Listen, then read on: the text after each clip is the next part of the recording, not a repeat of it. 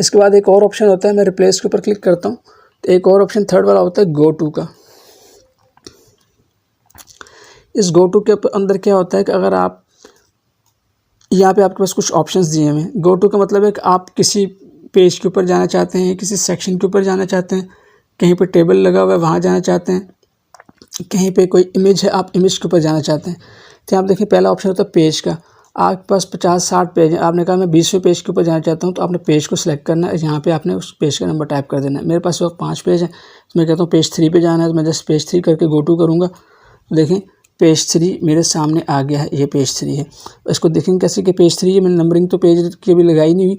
तो यहाँ पे देखें सबसे नीचे मैं जूम इन करके दिखाता हूँ, ये नीचे की तरफ देखें, ये टोटल 5 पेजेस हैं और मैं अभी इस वक्त 3 पेज के ऊपर हूँ।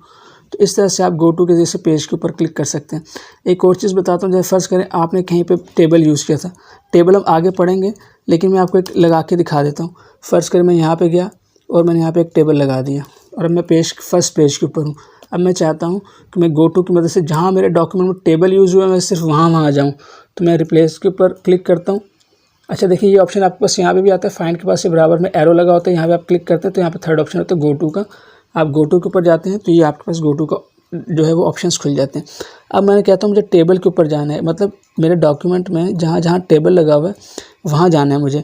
मैंने सिर्फ टेबल चूज़ किया है। अब मैं यहाँ से नेक्स्ट करूँगा तो देखिए ये ऑटोमेटिकली टेबल के ऊपर आ गया है। अब ये जो टेबल है ये पहले पेज के ऊपर हो, ये 10वें पेज के ऊपर हो या ये 100वें पेज के ऊपर हो, जहाँ पे आपने टेबल यूज़ किया होगा वहाँ पे आपको ये ले जाएगा।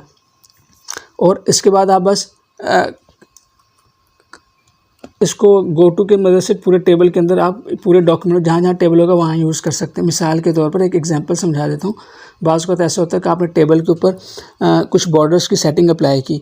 पहले आपने नॉर्मल टेबल लगा लिए, बाद में कहीं पे जाके आपने क्या किया कि बॉर्डर के जो कुछ फ़र्ज़ करें आपने सारे बॉर्डर्स रिमूव करके और आपने इसको कहा कि यार मुझे बॉर्डर के जो है ना ये आउटसाइड बॉर्डर्स लगाने हैं बस। अब आप चाहते हैं कि जहाँ जहाँ आप ये जो आपने टेबल की सेटिंग की है, जहाँ जहाँ टेबल आ रहे हैं मैं वहाँ वहाँ जाऊँ और सिंपल जाके इसके बॉर्डर्स की सेटिंग को चेंज कर दूँ। या मैंने अगर कहीं शेडिंग अप्लाई की है, कहीं पे हर बॉर्डर के अंदर मैंने कहा कि जो हेडिंग रो है उसको मैंने ब्लैक रखना है, तो अब आप चाहते हैं यार हर टेबल के ऊपर ये सेटिंग अप्लाई करें, तो आपने क्या करना है, अगर आपके पास 50, 60, 70 पेजेस है और उसमें आपने कोई कुछ जगह पे टेबल यूज़ किया है, तो आप कैसे देखेंगे कि भाई कहाँ कहाँ टेबल है। तो सीधा सा सोल्यूशन क्या है कि आप रिप्लेस के ऊपर यहाँ पे क्लिक करें, यहाँ से गो टू पे जाएँ और यहाँ से आप टेबल को चूज़ करें और नेक्स्ट करें। तो जहाँ टेबल लगा होगा वो चले जाएगा।